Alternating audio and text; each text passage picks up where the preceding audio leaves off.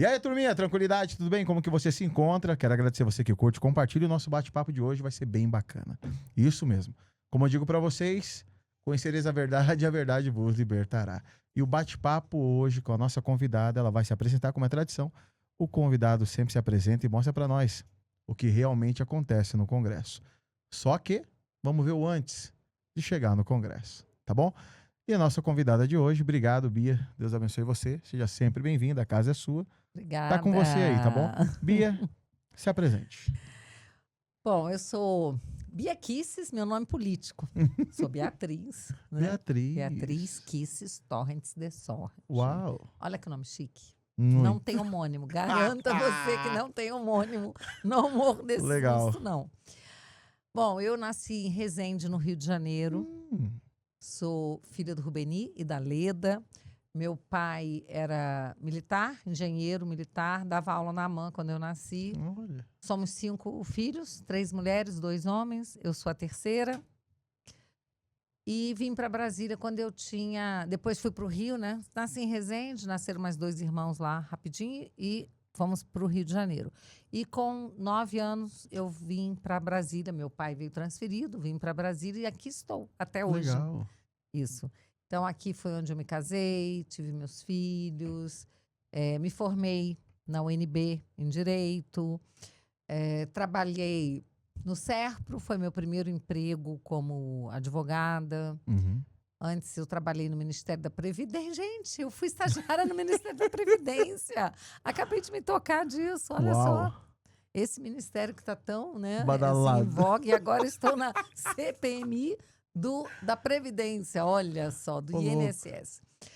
E assim, nossa, a vida teve muita coisa. Eu tenho uma impressão que eu, até agora, vivi umas 6 vidas em uma, Uau. né? Mas minha vida é muito assim, né? Acontecem coisas que eu nunca imaginava, como, por exemplo, ser deputada federal.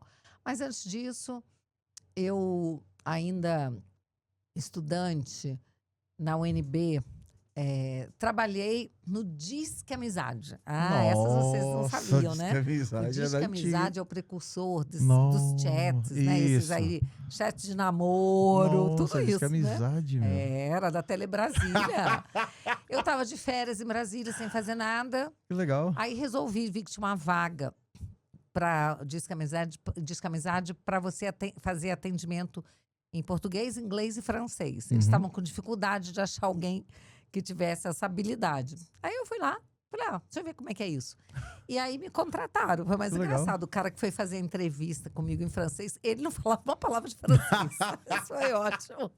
Que legal. E aí fui trabalhar na Telebrasília. Eu trabalhava todos os dias de 6 da tarde às 10 da noite, que era horário de pico. Uhum. Quando o pessoal chegava do trabalho, ia pro telefone, Ah. discava lá, eu não lembro se era 158, mas sei lá, eram 3 numerozinhos. Nossa. As pessoas ligavam e aí procurando alguém para conversar, né?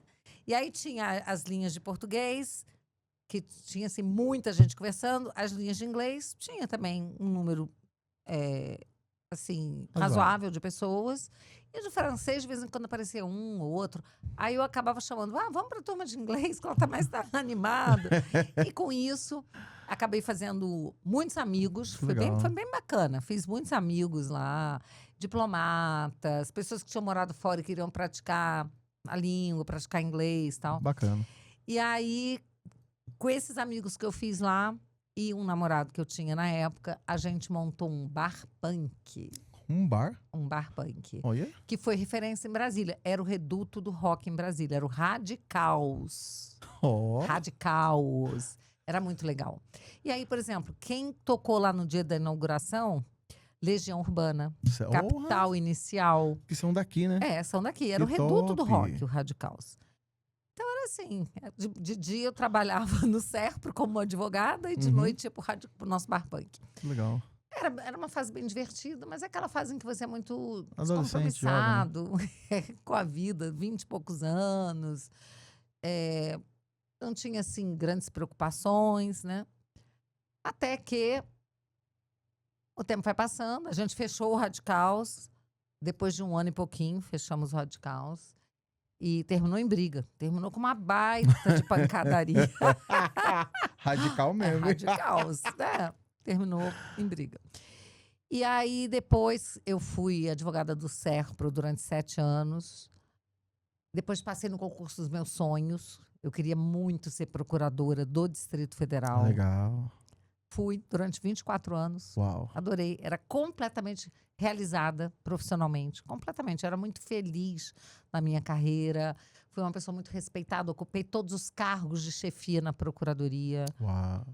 Fui chefe da maior procuradoria que tinha. Fui corregedora. Fui chefe de gabinete. Fui procuradora-geral adjunta. Fiquei um tempo como procuradora-geral. Então, assim, eu estava muito feliz lá. Que legal.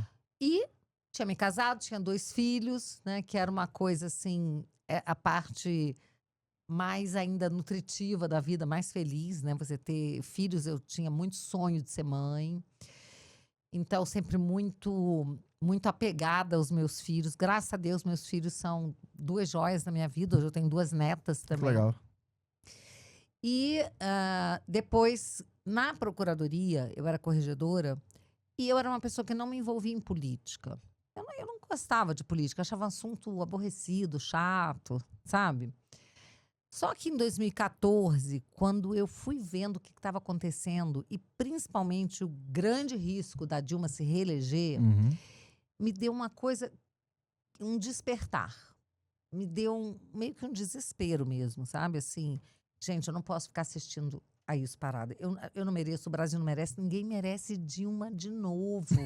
Cara, não dá, né? Uhum. E aí, assim como eu acho que milhões de brasileiros despertaram nessa época. Exato. Alguns começaram um pouquinho antes, em 2013, mas em 2013 eu ainda não estava nas ruas. Mas em 2014 eu resolvi ir para a rua e acabei virando uma referência nacional, líder pró-impeachment. Uhum. Aí eu passei, entrei de cabeça, sabe? Comecei a acampar, fiquei 30 dias acampada na frente do Congresso pelo Nossa. impeachment. Fiquei acampada em frente ao Supremo pelo voto impresso.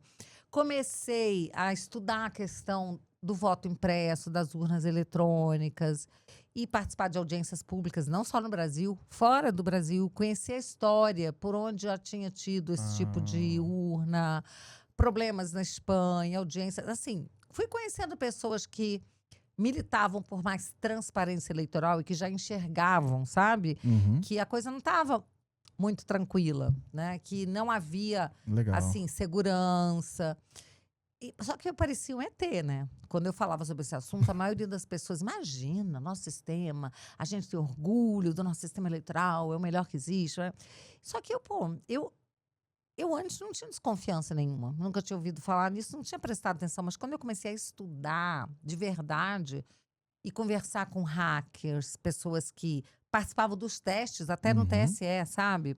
E que falavam, a gente quebra em tantos minutos, a gente tantas horas, a gente consegue quebrar, a gente consegue. Aí o tribunal vai e aperfeiçoa aquele sistema e chama a gente. E eu fui lá ver os testes, participar, não como técnica, eu não entendo nada disso, mas assim, olhando os Observação. técnicos, observando o que estava Uhum. acontecendo. Esse foi um dos temas, né, que eu vi que a gente precisava melhorar e muito, né? E aí comecei a frequentar o Congresso e conheci Jair Bolsonaro, Eduardo Bolsonaro, Carlos Flávio, conheci todos eles, né? Conheci Francisquini, conheci Sóstenes Cavalcante, conheci Ronaldo Caiado. Fui conhecendo aqueles parlamentares que Rogério Marinho. Nossa. E eu tinha uma pauta que era muito importante, me calava muito fundo, que era a questão do escola sem partido. Uhum. Então, eu comecei a investir nessa pauta, lutar, participar de audiência pública. Na época, tinha um projeto de lei do Escola Sem Partido. Eu participava de todas as audiências públicas. Legal. Comecei a prestar atenção nessa questão da ideologia de gênero.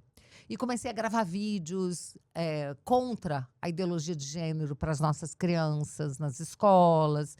E aí aconteceu uma coisa. Eu entrei em 2 movimentos. Eu entrei primeiro num movimento que foi criado aqui em Brasília, chamado Foro de Brasília, que era em contraposição ao Foro de São Paulo.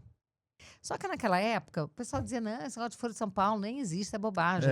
Mas eu tinha conhecido o professor Olavo. Eu já estava estudando o professor Olavo. E eu falei, não tem nada de besteira não, isso aqui é coisa séria. E aí um grupo de juízes, promotores, procuradores policiais federais, montamos esse foro de Brasília. E todo mundo com muita capacidade jurídica, o que a gente fazia? A gente entrava com ações, a gente fazia projetos, propostas de projeto de lei que a gente levava para os congressistas que davam bola para a gente. E com isso, a gente conseguia bastante coisa até, sabe? A gente Legal. levava ideias, eles aproveitavam ideias, era bacana. A gente falava, tem um projeto aí que é muito perigoso, isso é censura. Então a gente começou a fazer campanha contra uma lei que tinha lá atrás um projeto já para botar censura, isso em 2014. Uau. Pra você ter uma ideia, a gente fez umas mordaças que eram tudo com tecido vermelho, né, por causa do PT, e a gente escrevia PT em preto, e a gente ia para frente da Câmara e botava as mordaças. Teve uma vez que a gente foi para as galerias, estavam votando, não sei se era minoridade penal, o que era que estava votando, que o pessoal foi com essas mordaças que a gente preparou. O Adolfo Saxida, que depois virou ministro do Bolsonaro e tudo, ele saiu na capa da Folha. Na primeira folha, assim, os policiais legislativos carregando ele com aquela mordaça que eu tinha feito para ele, sendo carregado. Teve uma senhora, Ruth, também, que foi arrancada de lá, machucaram a senhora. Tudo porque não queriam que a gente se manifestasse. Então, assim, a esquerda sempre frequentou o Congresso, fazia baderna, que fosse a direita, desde o início, eles não permitiam que a gente ocupasse espaço. Entendeu? Então, eu vim acompanhando esse tipo de coisa há muito tempo, tá? E ao mesmo tempo que eu estava no Foro de Brasília, eu conheci o Marcelo Reis, ali nos Gramados, que era o dono da página Revoltados Online. Nossa. Que era a maior página de direita que existia. Naquela época, Vem Pra Rua, MBL, eles estavam começando. Eles tinham, assim, 200 mil seguidores. O Revoltados Online era muito grande. O Revoltados, já tinha 800 mil naquela época. Quando eu saí de lá, já tinha 1.800.000. Eu lembro. Bom, aí o que aconteceu? O Marcelo me conheceu, ele tinha muita, assim, respeito por mim, porque ele via que eu era uma procuradora, que eu fazia uns vídeos sempre falando de uma abordagem muito jurídica, técnica, esclarecendo as pessoas sobre as violações que aconteciam. Aí ele me pediu para gravar para o Revoltados Online, entendeu? Aí eu comecei a gravar vídeos, ele me convidou para fazer parte do Revoltados Online, ficar sempre gravando vídeos para eles. Eu fiz. E com isso, ganhei uma projeção nacional. Foi muito forte, sabe? Porque eu gravava um vídeo no Revoltados Online, botava lá em 1 hora, tinha 50 mil views. Isso não era normal naquela época, tá? E a gente fazia assim, eu ia para dentro do Congresso, quando tinha alguma pauta que a gente achava que era muito ruim, eu ia conversar, por exemplo, Marco Feliciano, outros deputados com quem a gente conversava, né? E falava assim, deputado, você tem que votar, esse projeto é muito ruim. Não, mas não sei o quê. E a gente via que eles estavam fazendo meio corpo mole, que eles iam votar. Eu pegava o celular e falava, olha aqui, ó. Eu fazia uma live, falou, estou aqui ao vivo com, sei lá, 30 mil pessoas, 40 mil, e vou falar que você vai votar contra o projeto tal ou a favor. Ele, não é assim. Gente, eles morriam de medo. Era uma pressão que a gente colocava, que ninguém estava acostumado. Não. E ninguém esperava aquilo, eles não sabiam ainda como lidar. Eu sei que a gente conseguiu virar muito voto. Legal. Dessa forma, sabe? Mostrando o quê? Que a população não queria aquilo. Porque as pessoas começavam a falar, não, a gente não quer, que absurdo, deputado, isso e aquilo, entendeu? Então, era divertido também, né? Tinha os percalços, as dificuldades, mas era também divertido. Rapaz, é um momento da história que realmente marcou e fez a mudança pra hoje. Tenho muita história. É um negócio impressionante, tá? Quem começou os acampamentos aqui em Brasília, da direita, fui eu. Eu fui no professor Olavo e ele me orientou, né? Bia, vocês têm que fazer acampamento, vocês têm que fazer assim, assado. Eu criei um movimento chamado Resistência Popular, que é um nome típico da esquerda. Exato. Mas a gente tomou esse nome, acampamento, camiseta, Resistência Popular. O povo da esquerda ficava puto. E a gente lá, acampado, né? Então, assim, aí veio o MBL, né? Que acampou lá. Nós fizemos uma reunião na minha casa e combinamos o dia que a gente ia montar o acampamento. O MBL montou uma semana antes para dizer que o acampamento era deles. Meu Deus. Aí eu fui lá ainda para dar uma força, porque eu não estava interessada em brigar em protagonismo. Eu queria que a gente conseguisse derrubar, entendeu? Aquele estado de coisa que estava acontecendo. A gente queria o impeachment, a gente queria um monte de pautas importantíssimas. Estava lá lixando para quem ia ser o protagonista, entendeu? Exato. Aí eu lembro que eu fui lá para gravar com eles, para mostrar, pessoal, ó, já tem gente acampada aqui, daqui a pouco a gente vai acampar também. Eu lembro que eles, assim, não queriam dar entrevista para mim. Dizer assim, essa mulher é uma oportunista. Ela quer tirar, Nossa. quer se aproveitar da nossa... Aproveitar do que são aqueles moleques ali, entendeu? Do bumbum Não livre, mudaram né? até hoje, então. Então, eu lembro que tinha o Holiday, eu gostava do Holiday, ia lá conversar com ele e tal. E aí ele falava assim, o Renan me proibiu de gravar com você, não sei o quê. Falei, mas vem cá, primeiro lugar, que esse acampamento foi ideia minha, na minha casa. Vocês roubaram a ideia, colocaram uma semana antes, e agora vão dizer que eu sou oportunista. Não, assim, o pessoal, eu tinha feito chamada pro povo levar água, comida. O pessoal, minha irmã levou água pra eles, levou gelo, levou não sei o quê. E os caras, sabe, querendo se fazer de gostosos pra cima de mim. Eu falei, não. Aí eu não dei mais bola pra aquela molecada Caramba. ali, né? Só que o impeachment que foi entregue por eles, sabe quem fez? Eu, Adolfo Saxida, Cláudia Castro, nós que fizemos o impeachment. Porque eles anunciaram que eles iam fazer uma caminhada pelo impeachment. Só que eles não tinham impeachment para entregar. E nós que éramos juristas, nós que fizemos todo o impeachment. Inclusive foi a Cláudia que conseguiu no TCU, porque ela tinha sido secretária do TCU, né? Ela era auditora e tinha sido secretária do TCU. Ela conseguiu 17 volumes, a cópia inteira do processo do TCU. E a gente botou na mesa do Eduardo Cunha, 17 volumes, né? E aí entregamos a peça de impeachment que nós tínhamos feito e o MBL que levou os louros, porque eles diziam que era tudo deles e ainda conseguiram barrar algumas pessoas que tinham escrito o impeachment de entrar lá na hora para entregar. Baixaria, gente, baixarias que Nossa. aconteceram, coisas de bastidores, mas que hoje me deu vontade de contar. Conte tudo. Conte tudo, eu só tô ouvindo. Conte mais. Muita baixaria, né? Muita baixaria. Bom, enfim, no final das contas, o nosso impeachment acabou não sendo recebido. Quer dizer, ele não deu prosseguimento, arquivou o nosso porque resolveu acolher meu Deus, como é que é o nome que foi fundador do PT, que fez o impeachment. Bicudo, não é? Hélio Bicudo. Hélio Bicudo? Hélio Bicudo. E aí o professor Olavo explicou tudo pra gente, né? Claro, eles tinham que pegar de um fundador do PT, para dizer que o PT ainda que fez. Explicou tudo que estava acontecendo, entendeu? Mas o nosso tinha muito fundamento. Mas enfim, depois foi arquivado. Mas eles aprovaram o impeachment da Dilma. E no dia do julgamento do impeachment, eu estava lá dentro da galeria do Senado, acompanhando tudo, tá? Eu estava lá, eles não deixaram ninguém entrar. Mas na época, a Joyce Hasselman, que se passava por direita, né? Por pessoa da direita, conservadora. Enganou Se bem. passava por isso, né? Ela era jornalista, ela tinha acesso a uns senadores e pediu para poder entrar e levar 2 pessoas. Aí ela levou a mim e a Carla Zambelli. Então, eu estava lá assistindo tudo. Na hora que eles disseram que eles fatiaram o impeachment, que eles disseram que a Dilma seria empichada, mas que não perderia os direitos políticos, porque era isso que estava na Constituição. Gente, me veio um negócio assim, sério, eu tive que me segurar, porque minha vontade era de gritar. Mentira! A vontade era gritar isso, entendeu? Mas eu me segurei, né?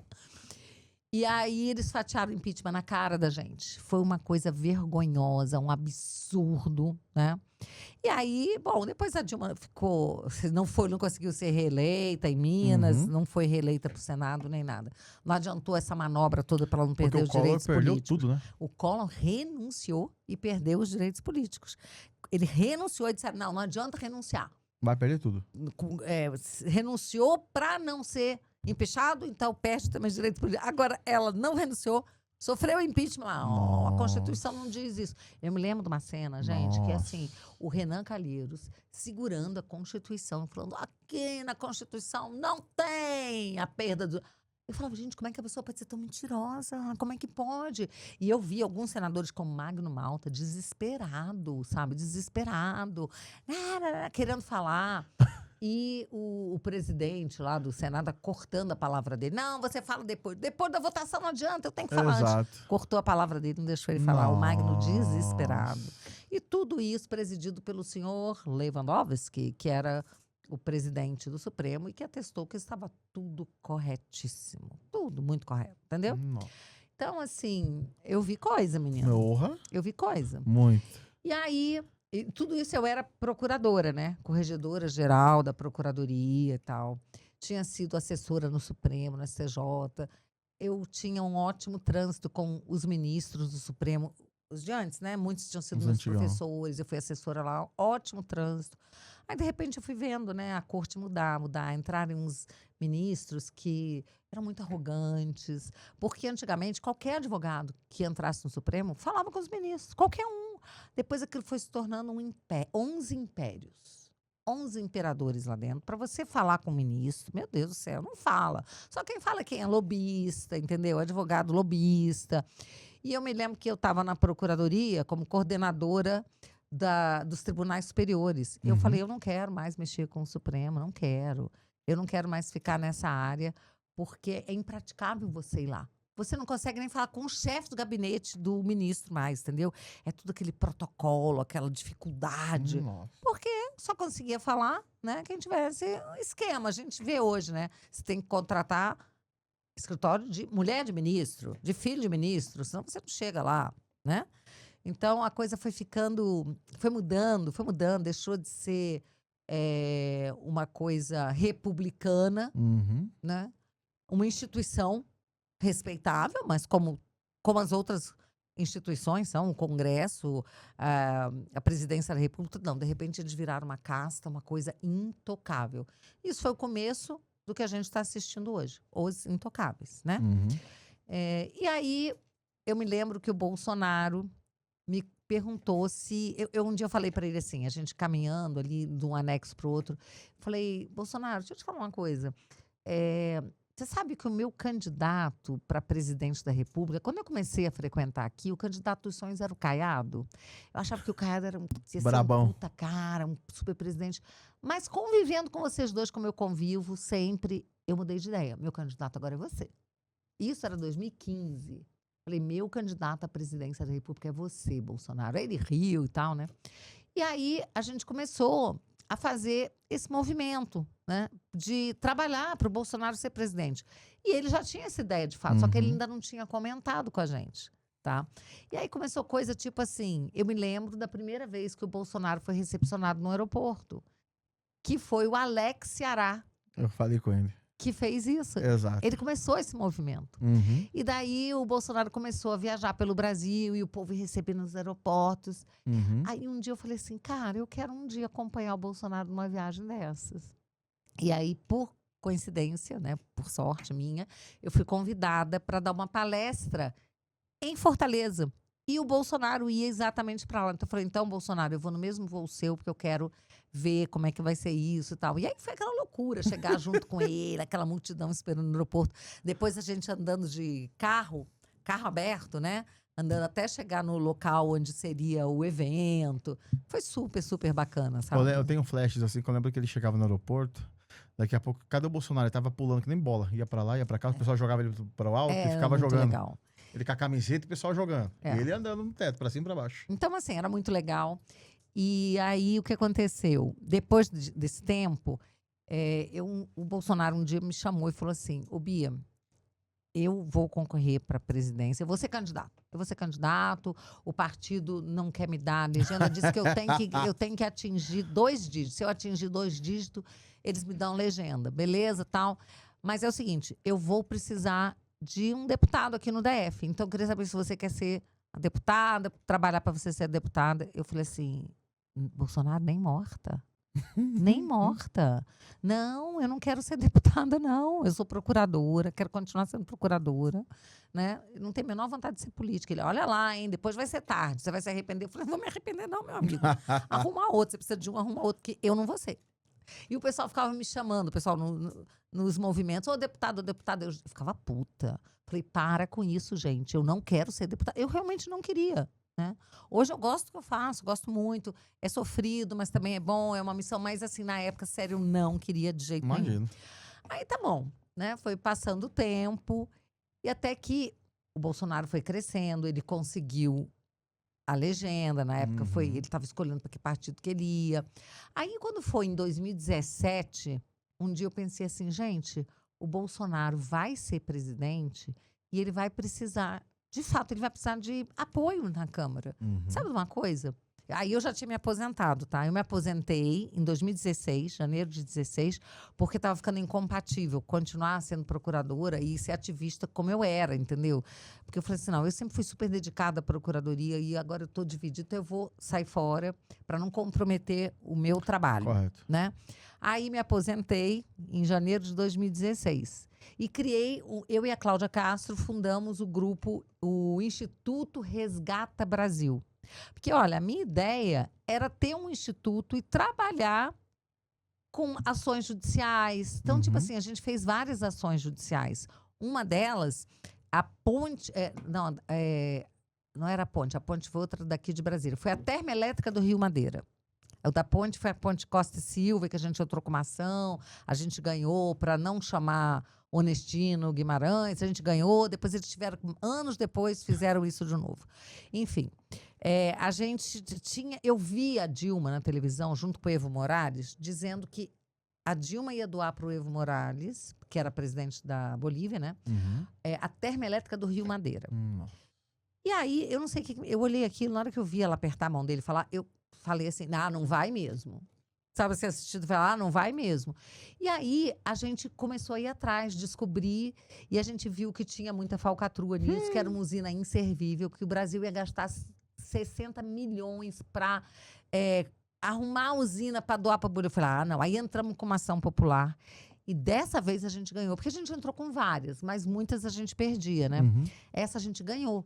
E nós ganhamos essa ação até o fim. A gente impediu essa doação da termoelétrica.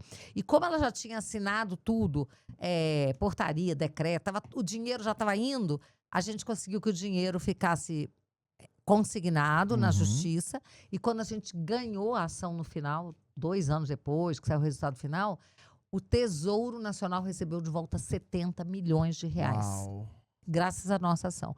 Então, assim, eu estava achando muito bom fazer esse tipo de coisa. Cidadania, entendeu? Uma cidadania atuante, desperta. E ainda existe esse movimento ou não? Ainda existe um instituto. Quando eu fui eleita, era impossível continuar tocando. Passei por uma outra pessoa. Eu não estou mais projeto, a ideia é muito envolvida, mas boa.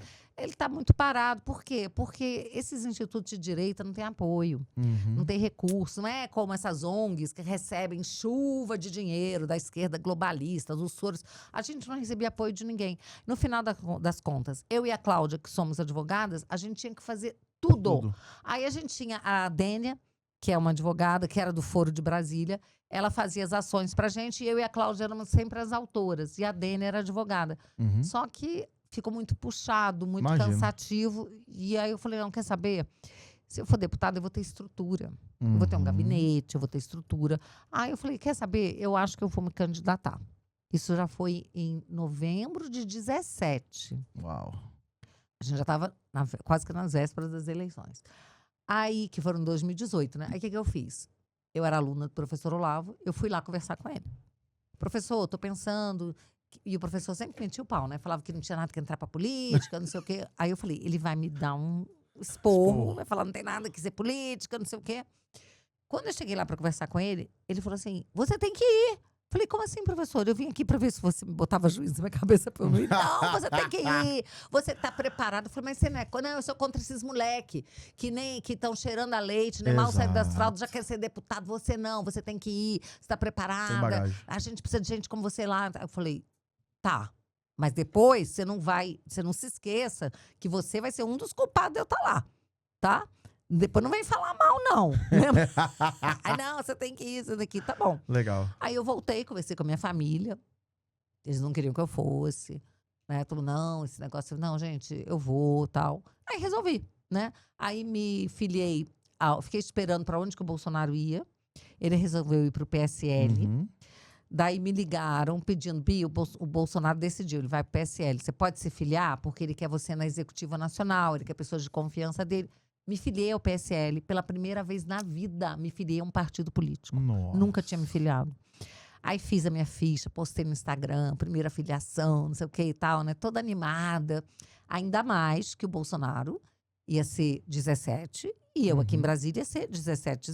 Nós estávamos vivendo aquela onda do 17. Vocês lembram? Musiquinha, jingle, 17. Impregnou todo lugar. No Brasil, a direita 17. toda cantando, é 17. Eu, opa, Até hoje gente, vai ser muito bom, 17. Lavou, Isso Brasil. foi janeiro. Quando foi em final de março, início de abril, terminando o prazo para você se filiar, né? Que é até final de abril, o Bolsonaro me manda um áudio assim: Ô Bia, ó, não vou poder apoiar ninguém do PSL aí em Brasília, não, tá? Eu, como assim? Não, é que o PSL tá se unindo ao MDB e eu não quero, não sei o quê, não confio, então não vou poder. O PSL daqui traiu o Bolsonaro. Putz. Começou a fazer, entendeu? Se unir com o MDB, que era esquerda.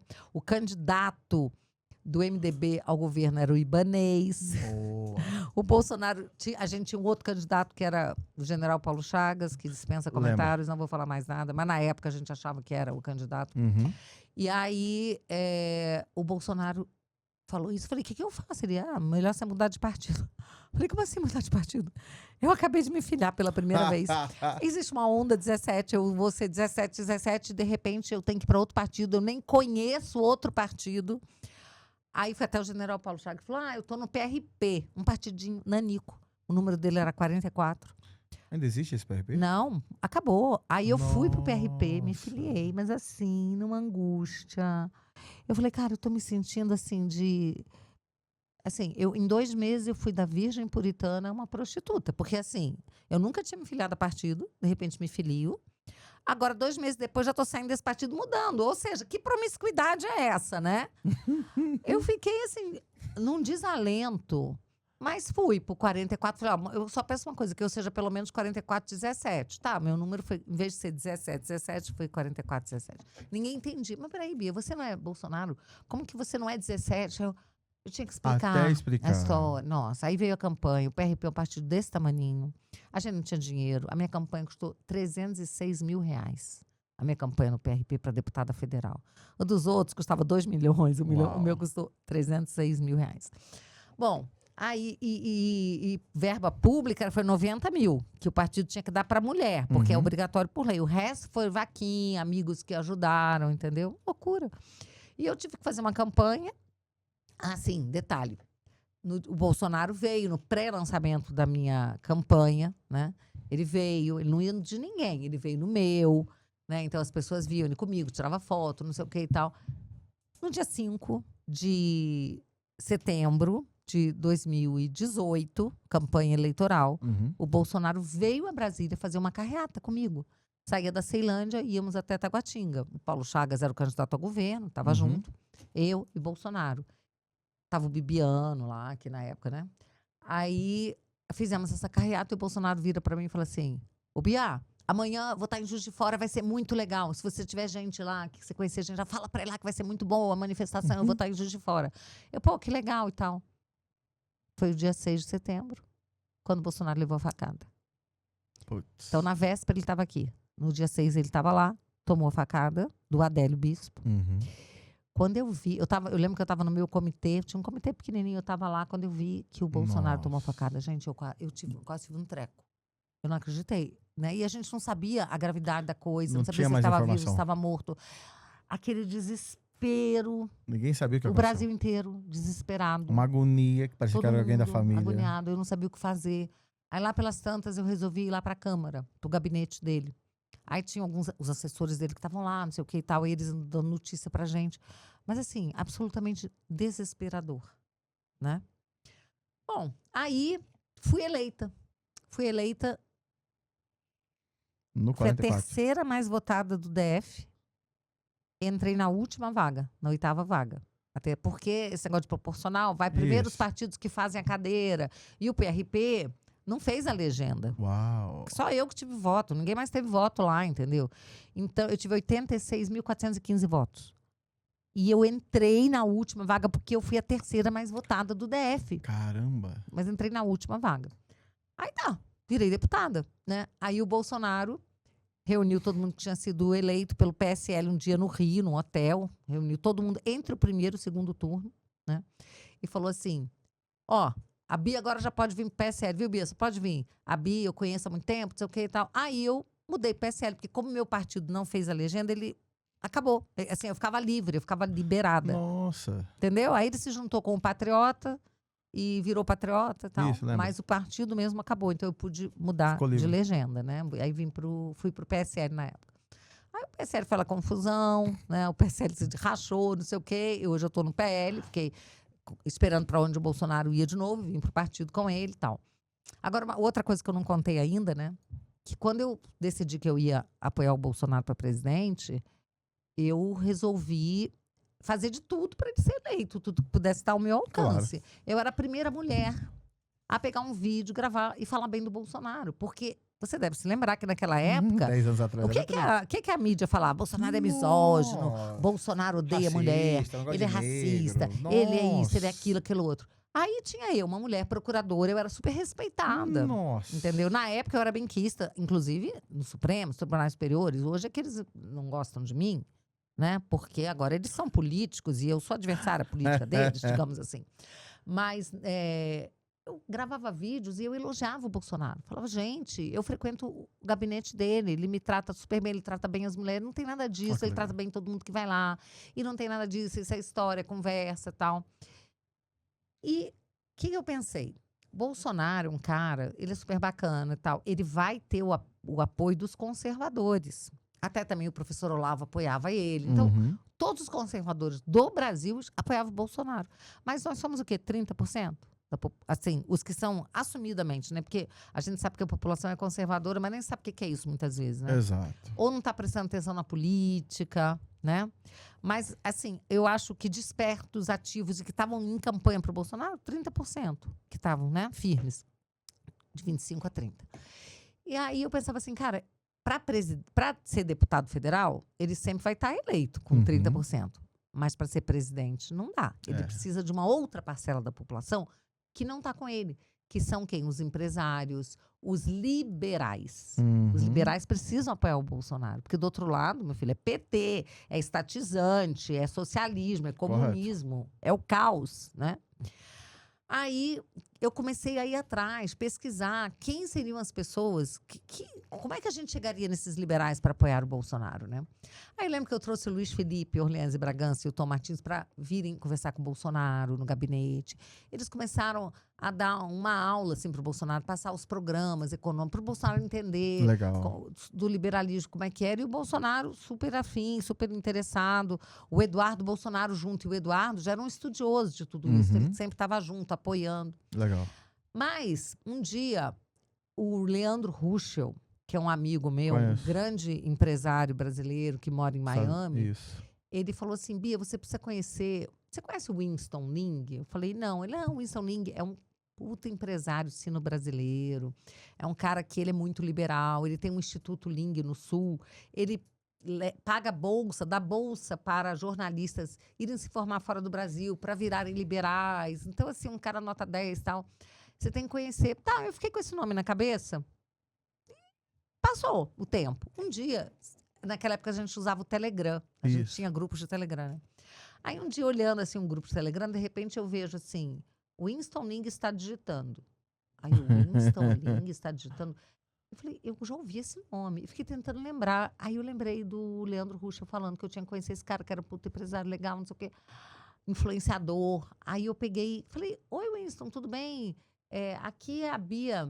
É a Bia Kisses, não sei se você me conhece. Claro que eu te conheço. Eu falei, nossa, me conhece, que legal e tal. Aí, conversando com ele, falei, vem cá, onde você tá? Ele, eu tô na China, moro na China, não sei o quê, tô indo para Nova York encontrar minha filha e daqui a, sei lá, 2 semanas eu vou estar no Brasil, em São Paulo. Aí eu falei, pô, eu queria te conhecer, eu preciso conversar com você, uns assuntos e tal. Aí marcamos um encontro em São Paulo. Legal. Aí eu peguei um avião aqui, fui a São Paulo almoçar com ele. E nesse almoço, eu conversa vai, conversa vem. Achei que ele era um cara realmente interessante, que era um cara que tinha redes sociais, ele influenciava, ele tinha instituto, ele influenciava as pessoas, sabe? Aí eu falei assim, Winston, você topa conhecer o Bolsonaro? Eu falei, eu vou por esse cara, porque ele vai influenciar os outros. Ele é respeitado no meio. Aí eu falei, você topa conhecer o Bolsonaro? Aí ele falou assim, eu topo. Aí depois ele me contou, Bia, na hora eu não te falei, mas eu morria de vontade de conhecer o Bolsonaro. Aí se eu topava, eu topo. Aí eu liguei pro Bolsonaro. Ele estava no Rio. Falei, Bolsonaro, tem um empresário muito legal, queria te apresentar. Ele falou, Bia, marca tudo e tudo bem. Aí nós marcamos de eu levar o Winston lá. Levei o Winston no Rio, apresentei pro Bolsonaro. Ele deu os livrinhos do Mises pro Bolsonaro, as leis, não sei o quê. Muito legal, sabe? Começou, o Bolsonaro gostou dele. A gente encontrou no gabinete do Flávio, que era deputado estadual na época. E aí o Bolsonaro se filiou, na época, ao PSC. Ele não estava no PSC, ele estava no PP, eu acho. Aí ele foi pro PSC. E a gente estava lá, a gente foi junto na filiação dele, PSC e tal. Foi bem legal. Tá. Aí o Winston gostou pra caramba do Bolsonaro. E aí eu falei, Winston, agora você precisa começar a falar bem do Bolsonaro. Nas redes, entendeu? Porque você vai influenciar os liberais. Aí ele começou a falar bem pros grandes empresários. Aí os caras, sério? Bolsonaro? Sério, cara, Bolsonaro, cara, tarará. E aí ele foi começando a trazer esse público para o Bolsonaro. Eles começaram a olhar para o Bolsonaro, coisa que eles não faziam antes. Eles achavam, nacionalista, estatizante, não gostavam. Realmente, Bolsonaro lá atrás era assim, mas ele também foi aprendendo. Claro, entendeu? Ele foi normal o aprendendo. processo. Aí, um belo dia, eu estava em Nova York com o Bolsonaro, o Flávio, o Carlos, o Eduardo. Nós estávamos participando de um seminário com um cara que entendia muito de comunismo. Ele estava fazendo um seminário anticomunista. Né? Anticomunista, para falar para a plateia o que era o comunismo, um monte de coisa. Legal. E o professor Olavo tinha falado, esse é um dos caras que mais entende de comunismo nos Estados Unidos. Então, super legal vocês irem lá. E eu fui, né? Quando eu tô saindo de lá, a gente tá na calçada para atravessar a rua, o Winston me liga. Ele estava na China. Bia, você viu que o Partido Novo, apresentou... Quem foi? O André...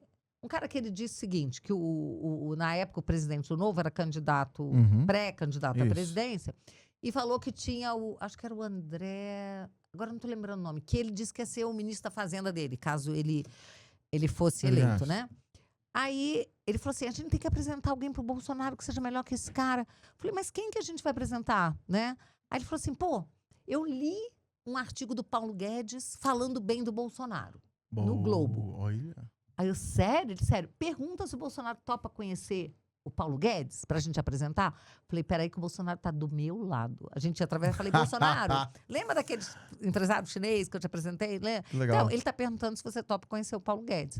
Aí ele falou, Bia, se você arrumar tudo, eu topo, assim, né? Aí eu falei, legal. Falei, Winston, ele topou.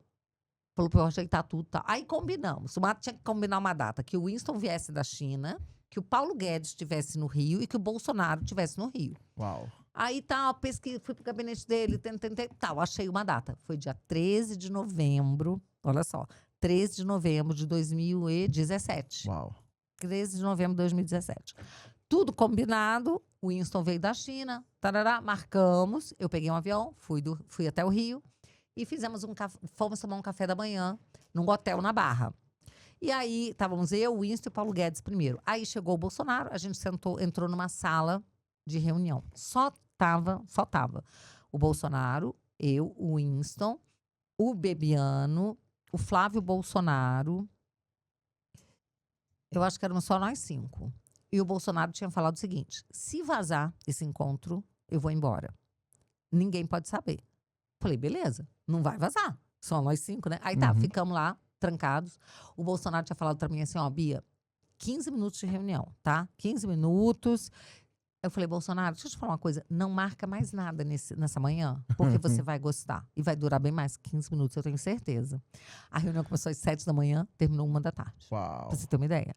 Bom, só pro Paulo Guedes desfiar o rosário do currículo dele, acho que foram umas 2 horas, né? E aí ele falou pro Bolsonaro que ele, na verdade, ele estava apoiando o Luciano Huck para presidente. Só que ele gostou do Bolsonaro. E aí, na hora que ele falou isso, o Bebiano ficou puto, né? Que não sei o quê. Aí o Bolsonaro, calma aí, eu gostei dele. O cara vem aqui no quartel general do inimigo e entrega o jogo. Eu gostei do cara. Falou assim, sabe? Então, tá bom, né? Aí, o Paulo Guedes gostou do Bolsonaro também. Houve realmente Que legal. essa química, tá na moda dizer isso, essa química. E aí o Bolsonaro falou o seguinte, Paulo Guedes, é o seguinte, a gente precisa ter mais uma reunião, só eu e você, tá bom? Tá bom, beleza. Saímos dali animadíssimos, né? Falei, pô, a conversa demorou 5 horas, sinal de que eles se gostaram. E o Paulo Guedes falou o seguinte, eu vou falar com o Luciano Huck e vou pedir para ele desistir de concorrer e te apoiar, porque você tem mais chance, não é que você tem mais chance, o Luciano tinha muita chance, porque ele era muito conhecido. Tava na mídia. Ele falou assim, mas eu acho que você é mais preparado para ser presidente do que ele. Então eu vou conversar com ele e pedir para ele desistir de te apoiar. Se ele topar, eu tô contigo. Legal. Foi essa conversa. Aí tá. Passado uns dias aí, a gente num grupozinho de WhatsApp, eu, Paulo Guedes e o Winston. Você aí, já te ligou? E aí, ligou? Já foi? Não chamou ainda. Aí eu liguei pro Bolsonaro, você vai conversar com o Paulo Guedes? Vou, não sei o que. Aí tá. Marcamos esse encontro, foram só os dois. Aí eu tô lá, né, super ansiosa, comendo as unhas, eu e o Winston, pra saber se ia dar certo ou não. E o Bolsonaro, boca de siri, né? Aí o Bolsonaro foi dar uma entrevista para o... Ai, meu Deus. Que era do Pingo nos Is. Augusto Nunes. Augusto Nunes. Nossa, gente, ó, o HD tá full. Esqueci o nome Mas do tá Augusto bom, tá Nunes. bom. Tá tudo bem, né? Aí o Bolsonaro foi dar uma entrevista para Augusto Nunes. E no meio da entrevista, o Augusto Nunes fala assim: ô Bolsonaro, olha só, você não entende nada de economia, né? Como é que você vai fazer se você for presidente? Como é que você vai resolver a questão da economia? Não é tua praia, economia. Aí o Bolsonaro vira e fala assim: eu tô namorando aí o Paulo Guedes. Na hora que ele falou isso, eu falei assim, cara, eu não acredito. Se ele tá falando é porque deu certo. Já era. Aí ele falou, a gente tá namorando aí o Augusto Nunes. Sério? Paulo Guedes? Sério, hein? Nós estamos namorando, não sei o quê. Eu não sei se vai dar casamento, mas a gente tá namorando. Aquele jeito Bolsonaro, né? As metáforas dele. Aí eu dei um grito. Eu gritei, liguei pro Winston. Falei, Bolsonaro já confirmou, tá tudo... Aí nessa hora, eu falei assim, Bolsonaro é presidente. Bolsonaro é presidente, acabou. Por quê? Ele tinha os conservadores, faltavam os liberais. Na hora que ele trouxesse o Paulo Guedes, cara, qual era o liberal que não ia votar no Bolsonaro com o Paulo Guedes ministro? Entendeu? Naquele dia eu tive certeza que o Bolsonaro seria presidente. Foi um dia, assim, super feliz. Aí tá bom, deu tudo certo. Bolsonaro foi eleito. No dia que ele foi eleito, eu estava lá na casa dele no Rio. Né? Foi, assim, uma emoção incrível. Imagino. Né? E aí... Foi o que foi, né? Ele fez um governo espetacular, com todos os problemas que teve, pandemia, guerra. Então, assim, né? Com toda a dificuldade, um governo que botou o Brasil para frente, para cima, as estatais dando lucro. Todos. O Bolsonaro pegou as estatais com 80 milhões de prejuízo, tá? E devolveu com... superávit. Não, desculpa, acho que foi 40 milhões de prejuízo e devolveu com 80 milhões de superávit, tá? Uau. Então, assim, é uma loucura você pensar uma coisa dessa. Pior que todas as estatais, da mais ruim à melhor, todas começou a dar lucro. Exatamente. E aí eu vi que o Paulo Guedes tinha um projeto de pegar aquelas que... Tem umas que é só prejuízo. Tira as que dá prejuízo. Privatizar. Exato. E uma coisa que rolou no governo, porque assim, a gente tá vendo a história de como o início, que muita gente nem tem ideia da política em si. Mas teve aquele momento do racha ali dentro. Como que foi esse racha do PSL? Do PSL? Porque assim, você imagina uma pessoa que tem 1 milhão e tralalá de voto. De repente, não faz 20 mil votos. E muitas pessoas que estavam ali, que traiu o presidente, não foram eleitos. É verdade. Então, assim, foi um negócio muito louco, porque o brasileiro ele só foi anotando, né? É um amadurecimento político. Aí eu queria saber como é que foi esse racha lá dentro, porque o pau torava ali que... O racha ali, porque assim, o partido era do Luciano Bivar, né? Isso. Ele era o presidente. E assim, no início, assim, ele prometeu tudo pro Bolsonaro, ele cumpriu, até então, lá, ele cumpriu tudo que ele tinha prometido. Ele deu a legenda, porque o maior medo do Bolsonaro, sabe qual era, né? Era ele entrar para um partido que prometesse a legenda e na hora H puxasse o tapete dele. Porque, olha, vou te contar, era muita oferta de grana para atraírem o Bolsonaro. Que os partidos, era muita oferta de dinheiro. Então eles já sabiam que o Bolsonaro poderia levar?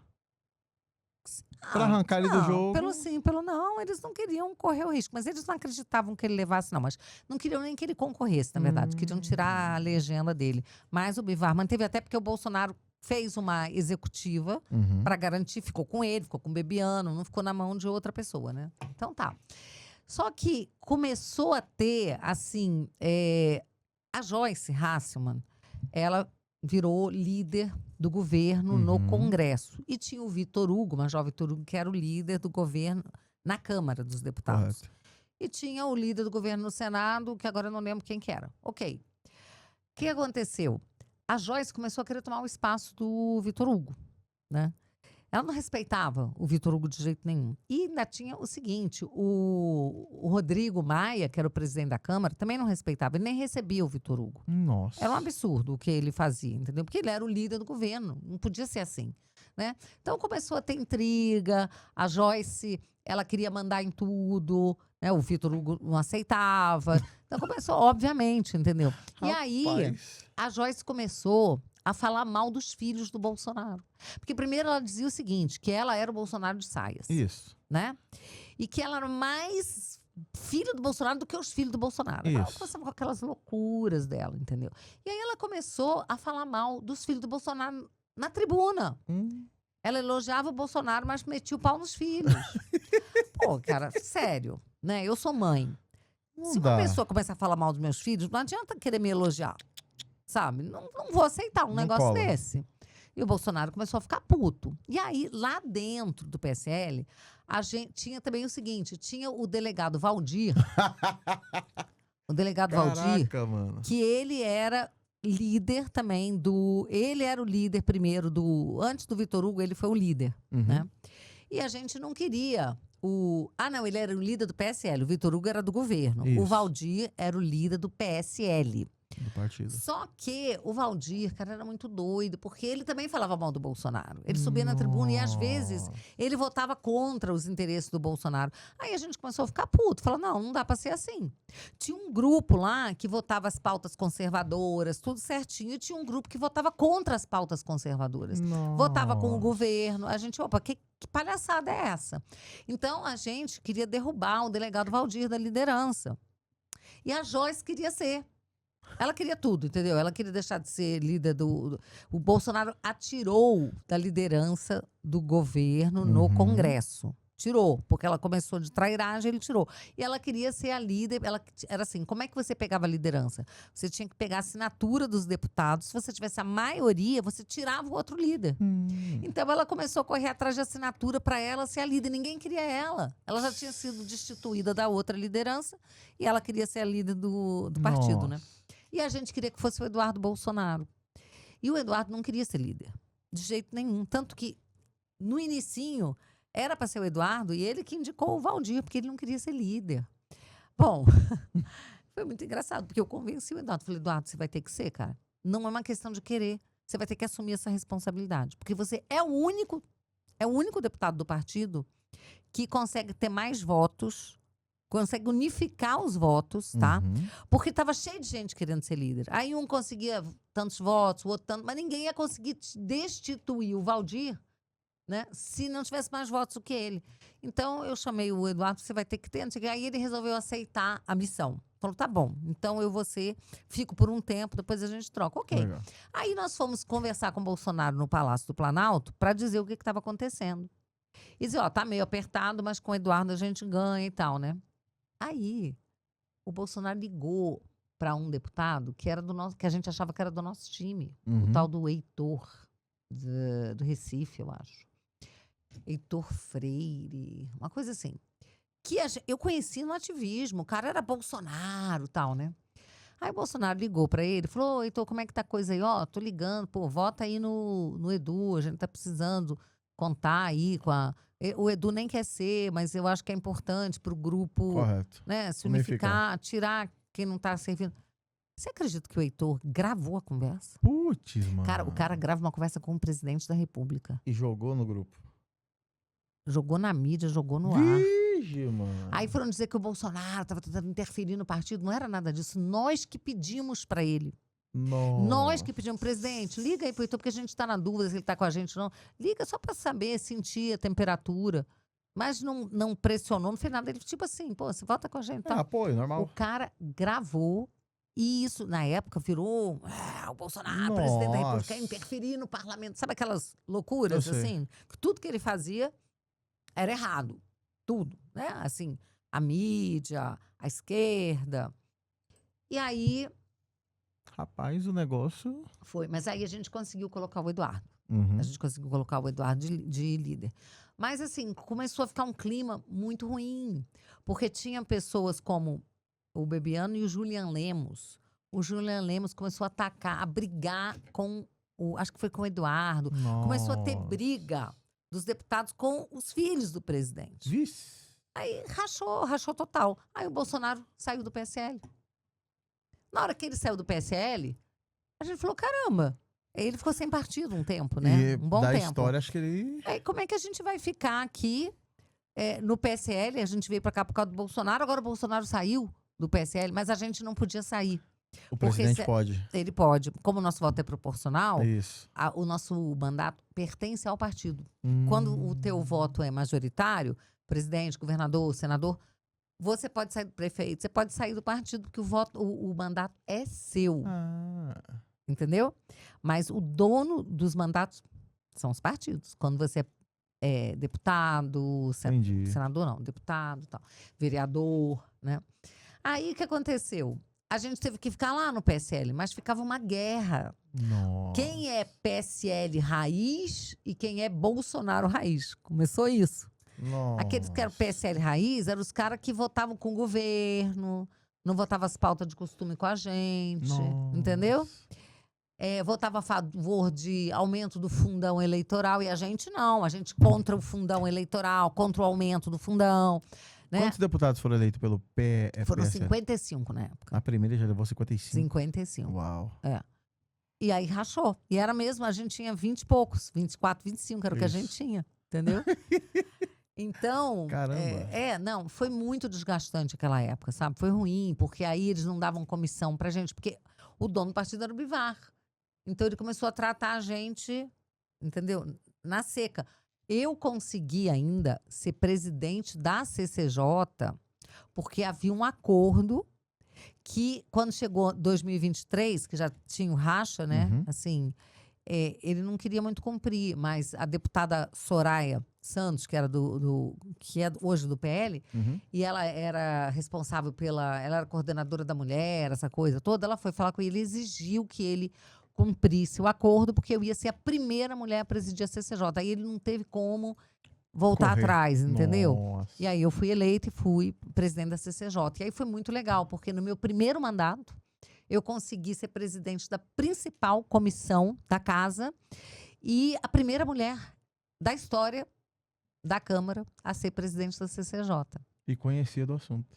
Conhecia muito Da o área. assunto, Olha, óbvio, olha óbvio. Só. Nossa. Só que teve uma resistência gigante por parte da esquerda, obviamente. Imagina, né? A mídia me descascava como se eu fosse uma, sei lá, aquela extremista louca, sabe aquela coisa assim?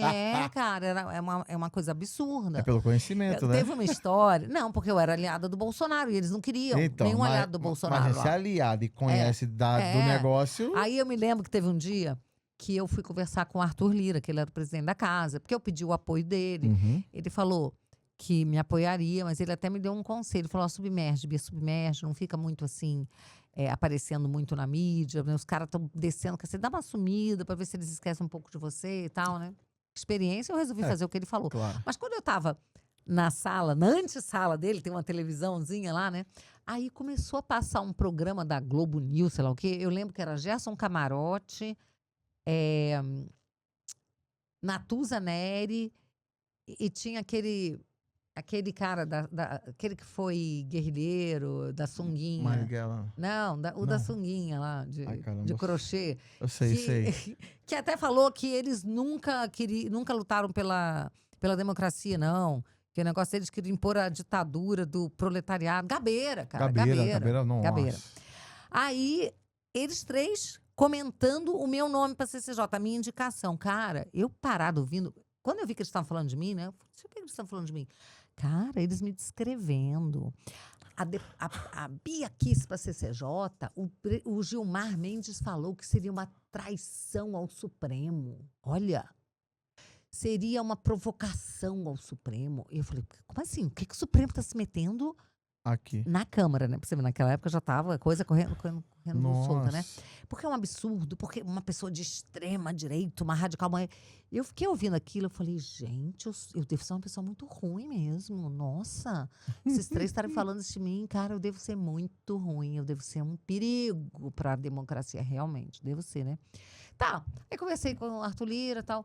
Quando chegou a noite, tava passando Pingo nos Is. Na época, a Jovem Pan, era a Jovem Pan, Oh, hein? Pingo nos Is. Porra, hein? Aí tava Ana Paula do vôlei, Ana Paula Renca, tava o de novo Fiuza, aqui. tinha o Fiuza, Fiuza, tinha o Augusto Nunes. Augusto e tinha mais um que era que apresentava o novinho do cabelinho quadrado.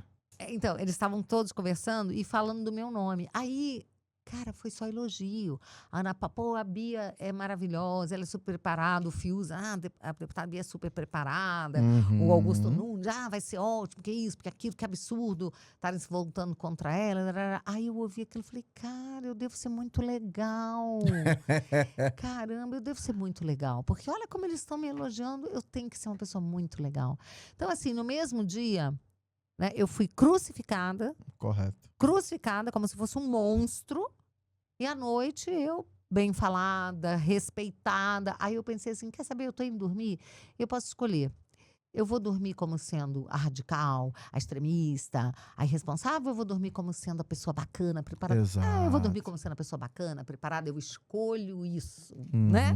Exato. Vou dormir com esta sensação. Porque isso é o que eu sou, cara. Correto. Aquilo ali é lixo. Globo News querendo me definir, me pautar. Mas eu fiquei assim chocada, porque até então eu conversava com a Natuza. A Natuza, ela era uma pessoa que respeitava a gente ainda, sabe? Ela não tinha virado o que ela virou agora. O Gerson Camarote já tinha me entrevistado, tinha sido uma entrevista super bacana. Ele sabia que eu era uma pessoa do diálogo, uma pessoa preparada, e eles estavam me... O único que não me conhecia pessoalmente era o Gabeiro, os outros conheciam. E eles estavam me tratorando, é um desrespeito. Sabe aquela coisa de querer destruir a reputação de uma pessoa? Eles fazem É isso. nojento, é nojento. E aí, para completar essa história, eu virei a primeira presidente, a primeira mulher a presidir a CCJ. As mulheres, as esquerdistas, eram as que mais batiam, resistiam, davam chilique. Nossa. Os homens aceitaram. Olha que coisa, né? Cadê a mulher, o lugar de mulher onde ela quiser? Aí eu falava com elas.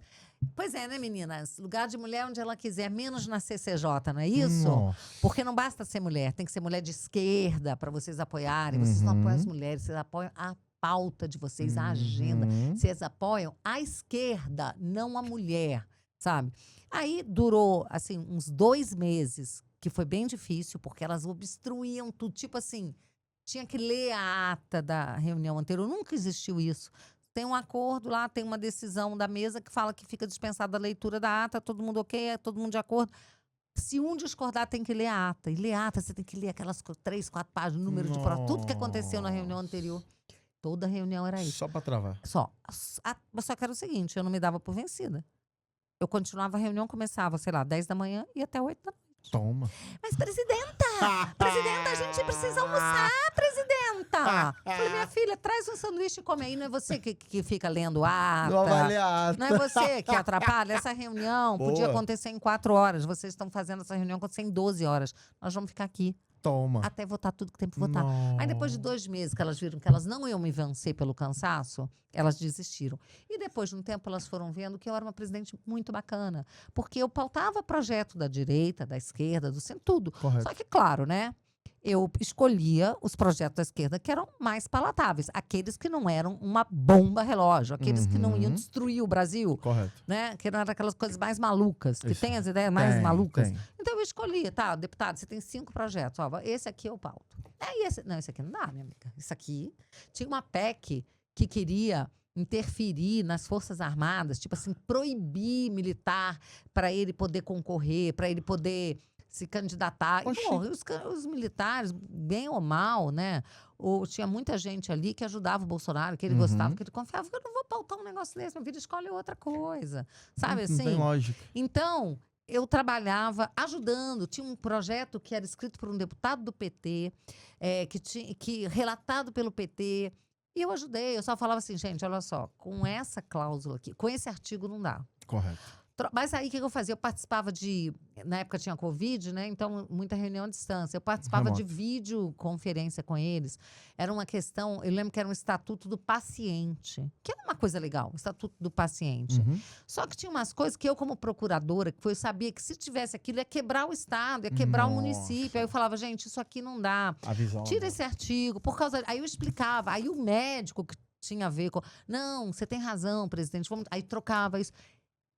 O pessoal do PSL não queria que aprovasse, porque era Pô, é projeto da esquerda. Eu falei, gente, temos que aprovar coisa deles também. Olha aqui, mudei, consegui corrigir o que estava ruim. Exato. Né? Então, vamos aprovar. Aí eu aprovava. Eu me lembro que tinha orientação do PSL contra o projeto, que eu ajudei a construir, e eu votei a favor, votei contra a orientação do meu partido.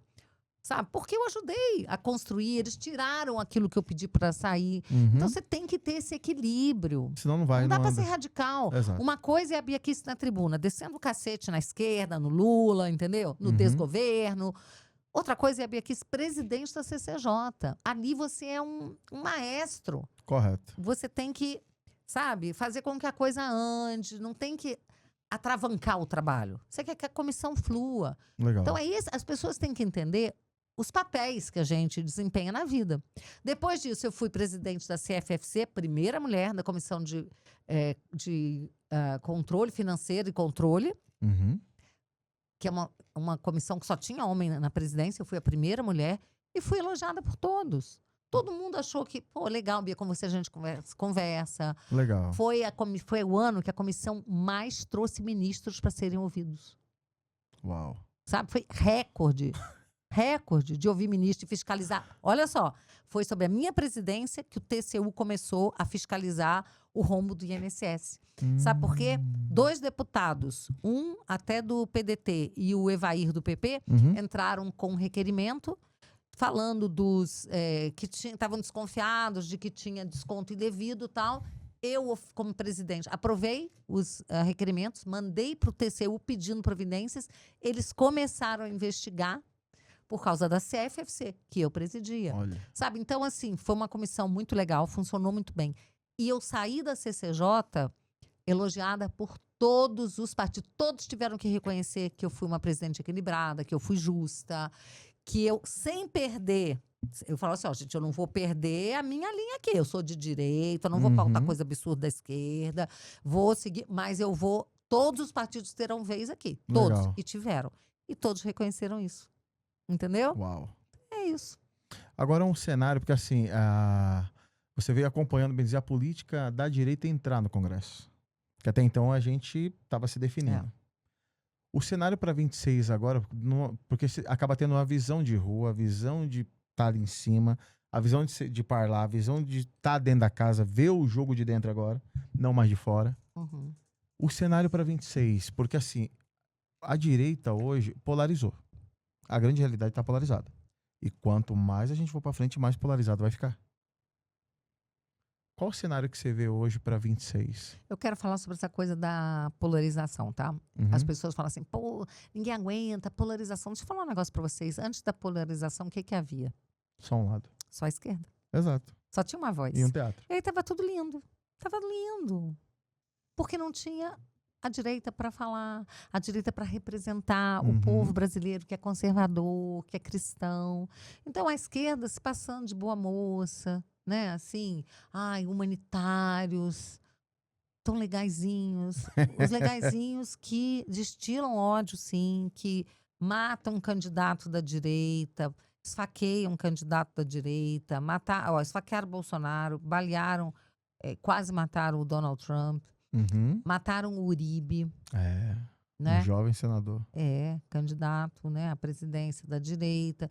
Então, assim, o Fernando Vicêncio também. Charlie Kirk.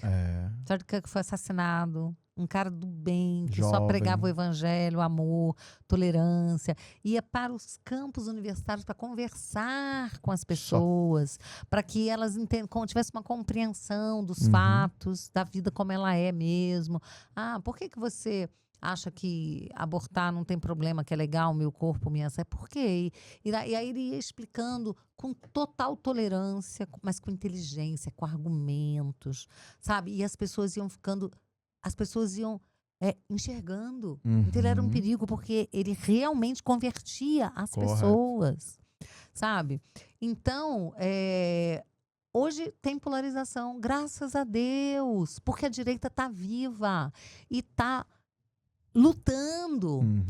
Agora, claro, é muito melhor, né? Vai ser muito melhor um dia que a gente conseguir conviver mais, já vier mais para o centro, mas para isso, a esquerda precisa parar com o extremismo dela, porque ninguém chama a esquerda de extrema esquerda e só nos chamam de extrema direita. Mas eles eram extrema esquerda. Mas eles antes. são super extrema esquerda. Eles eram guerrilheiros, terroristas.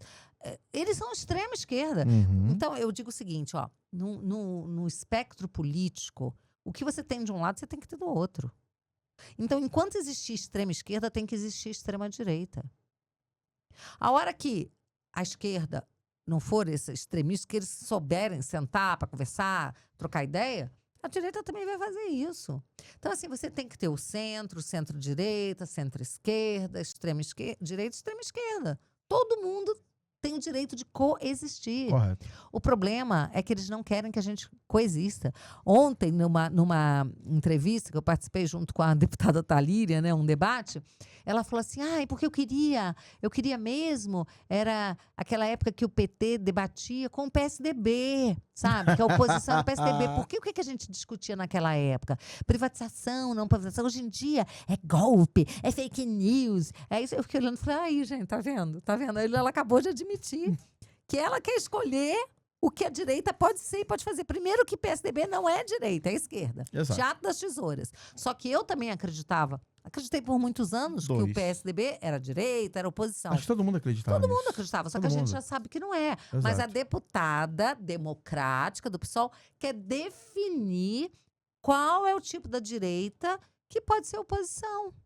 E ela falando isso Aí é mesmo, fácil, entendeu? né? Porque a extrema-direita... O Lula falou que esse Congresso é o mais baixo nível que tem, aí ele botou a culpa que não, mas eu não falei do Congresso, eu falei da extrema-direita. Qual é, meu filho? Qual é? Congresso baixaria é o seu lá, você deputado, que você fazia petrolão, mensalão, Não, aí tudo ele bom. já era presidente, né? Mas assim, os amiguinhos deles, Dirceu, José Genuíno, todo mundo acabou Não. preso. Era tudo do PT, tudo deputado. Agora, o Lula, como deputado constituinte que foi, votou a favor da anistia, inclusive para grupos armados, civis e militares. Agora, eles dizem que é inconstitucional ter anistia para grupo armado. Primeiro que a gente não tinha grupo armado. Uhum. Assim, o pessoal que estava no 8 de janeiro não tinha nada de grupo armado. Eles estavam armados de bíblias e terços, né? Só se for. E a gente sabe que estava cheio de infiltrado, a gente sabe que as imagens sumiram, porque se as imagens aparecerem, a verdade há de aparecer também, Uhum. não é?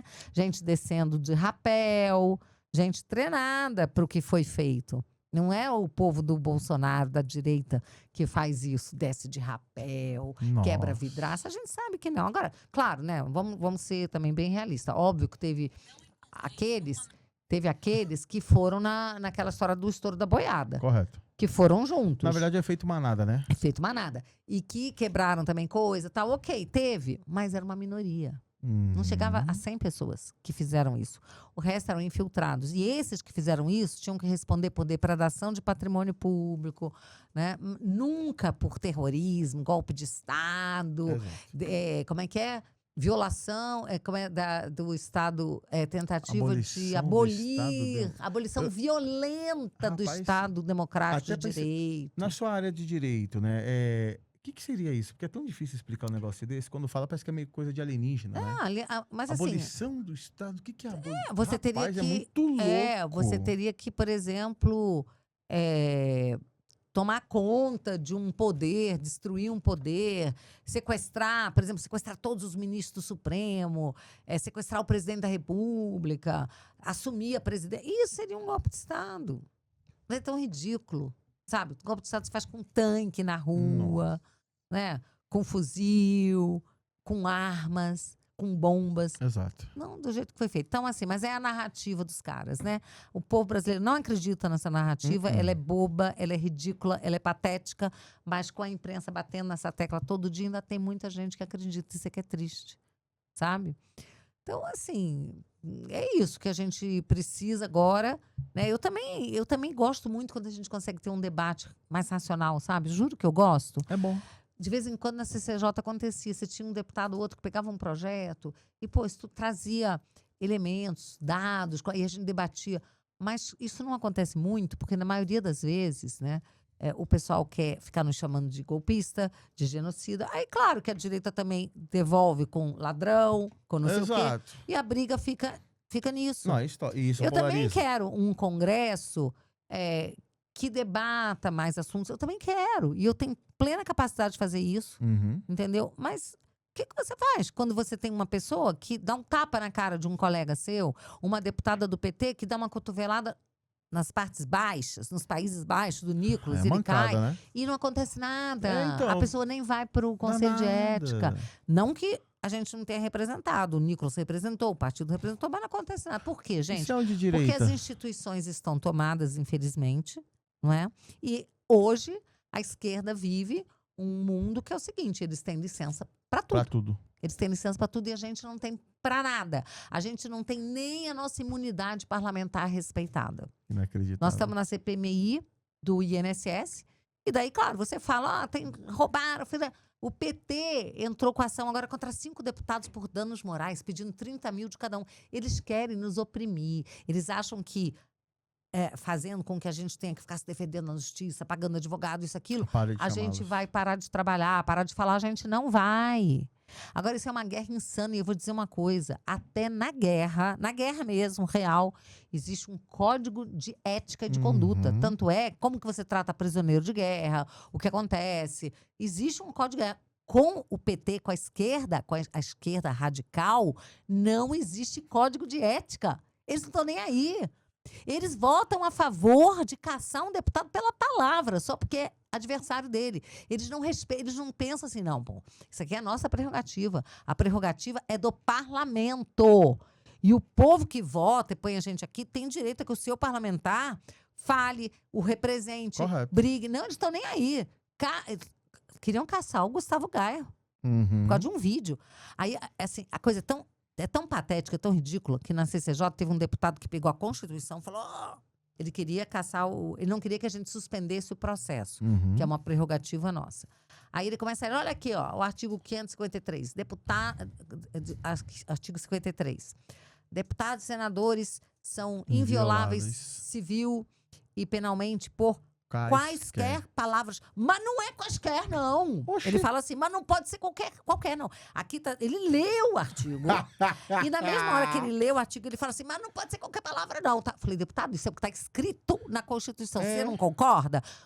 Apresenta uma PEC. Quaisquer. Aprova uma PEC para mudar, porque E isso... troca. Não, mas acontece que imunidade não se confunde com impunidade. Aí eu falo assim, esse é o argumento, não se sustenta. Porque realmente, quando você fala de imunidade, não tem questão de impunidade, porque a lei nem se aplica. Então você não pode dizer que uma pessoa não está sendo punida por um crime que ela não pratica, porque ela é imune àquele crime. Correto. Entendeu? Então eles ficam usando esse jargãozinho ridículo. Imunidade não se confunde com impunidade. Eu falei juridicamente, falei isso hoje por Orlando Silva, na comissão. Esse é o argumento falacioso, não se sustenta juridicamente, mas politicamente sim. Politicamente se sustenta. Falei, então vocês manipulam a Constituição, né? Claro. Falei, até na guerra tem código de ética, vocês não têm. Até na guerra. Sabe? É incrível. E é bom que a direita agora tá vendo que o jogo é pesado, né? É muito pesado. Imagina. Cara, o jogo é muito pesado. Misericórdia. Não é fácil todo dia você conviver com esse tipo de coisa. Eu sei. Você saber que a pessoa tá mentindo, que ela é hipócrita. Exato. Entendeu? Mas você tem que estar lá. De corpo, alma, né? Lutando, porque desistir da luta não é uma opção, meu amigo. Mas, Bia, parabéns pelo trabalho que você tem feito e pela história. Né? É uma história de como tudo iniciou. A gente tá indo pro finalmente já, né? Tá dando horário aqui, mas eu queria muito que você falasse suas redes sociais, o pessoal te seguir, te encontrar, tá? A câmera tá com você. Ok. Bom, Bia Kisses. Olha, Kisses não é com 2 S, não é beijinhos. Eu sei que é fofo. Eu sei até que é fofo. Bia Kisses, o pessoal escreve pra mim. Kisses, K-I-S-S-S. Não é, mas é Kisses, K-I-C-I-S. Bia Kisses. Minhas redes sociais são essas, né? Eu tenho Instagram, Facebook, YouTube e X. Só não tenho TikTok, tá? Porque eu não quis botar plataforma chinesa. Não. Então, assim... Já me protegeu. Não, plataforma chinesa não é o caso. Se bem que eu soube agora que O Trump. os globalistas estão comprando. Exato. Aí você sai da mão da China, cai na mão dos globalistas, mas aí já estamos tudo lá, né? Mas enfim, é Bia Kisses, tá? Me sigam, acompanhem. Eu faço uma retrospectiva da semana todo domingo, às 9h30 da noite. onde a gente passa pela semana toda, eu contando, dando a minha visão dos fatos, Legal. explicando o que aconteceu, desmentindo as historinhas e narrativas que a mídia conta pra você, né? E aí você tem a minha visão. Hoje foi engraçado, eu estava debatendo com um deputado, aí eu falei o que eu achava sobre golpe, não sei o quê. Aí lá vem ela com os fake news. Essa opinião, ela quer falar a opinião dela. Não o que eu falei, meu filho, a opinião é isso, a minha opinião é minha. Entendeu? A minha opinião não é fake news. Não é pelo fato de você ter outra opinião que a minha é fake news, entendeu? Nossa, Opinião não se mano. confunde com fato. Opinião é Rapaz. opinião. A minha visão é essa dos fatos. Agora, você entende? Gente, Meu Deus. é tanto absurdo que a gente ouve, entendeu? Então a deputada acha que é a opinião dela que tem que...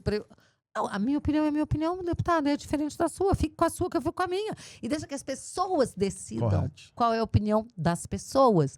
Como é que elas vão interpretar os fatos à luz Uhum. das nossas opiniões. Mas não, eles têm que silenciar a gente, porque o que a gente fala, quando não é o que eles querem, é fake news. Ah, aliás, a Thalíria Petroni também falou o seguinte, essa deputada aí, tudo que ela fala é fake news, por isso que ela está respondendo enquete de fake news. Eu falei, ô deputada, deixa eu te falar uma coisa. Fake news não é crime.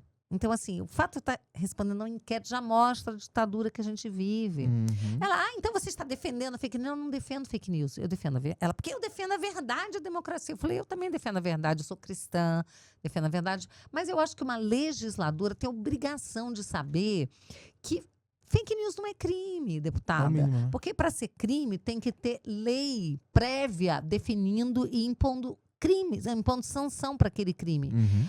Mas eu só peço que então que a senhora me diga em que lei e em que artigo está dito que fake news é crime. Se você me disser isso, eu te dou razão. Não tem. Ela ficou. Então você está defendendo fake. Não dá. Eu tô quase achando que o Lula tem razão, que realmente esse é o pior congresso do mais baixo nível. Quando eu discuto com um petista, Meu Deus. eu quase digo que o Lula tem razão. É difícil. Na geral, para você que tá desse lado aí, quero demais agradecer a Bia por essa aula e pela história. É assim que a gente vai conhecendo, né, o caminho da direita e a dificuldade que é estar aqui. Parabéns e Deus te deu muita força, porque o negócio não é mole, não. Ó, só para te dizer e falar para o público, né, que a gente vai se preparando para a luta, Uhum. buscando novas armas, né? A gente precisa disso. Você não pode ir para uma guerra sem armas. Correto. E uma das armas que eu tenho buscado, e já faz 2 anos isso, é a comunhão diária, é a missa diária. E isso me dá muita força, tá? Então, rezem, porque a oração, ela nos dá uma força, sabe? A gente fica realmente protegido, guiado muito, sabe? Nos nossos passos, nas nossas palavras. Sempre que eu vou falar alguma coisa, eu peço inspiração para o Espírito Santo. Amém. Então, quem reza o terço. Então, eu acho assim que se vocês também, quem for católico, né, quiser fazer isso, quem for evangélico, faça dentro da sua fé. Somos todos cristãos. Mas, assim, qualquer que seja a sua fé, caminhe junto com Deus. Traga Deus para estar presente na sua vida. Deus, Jesus, Nossa Senhora. Tá bom? Isso nos dá uma força que é infinita. Amém, amém. Obrigado, Bia. Brigadaço por esse momento. Vocês que estão desse lado, vai curtindo, compartilhando e manda para geral. E lembre, desistir não é uma opção. E até o próximo vídeo. Tchau, obrigado!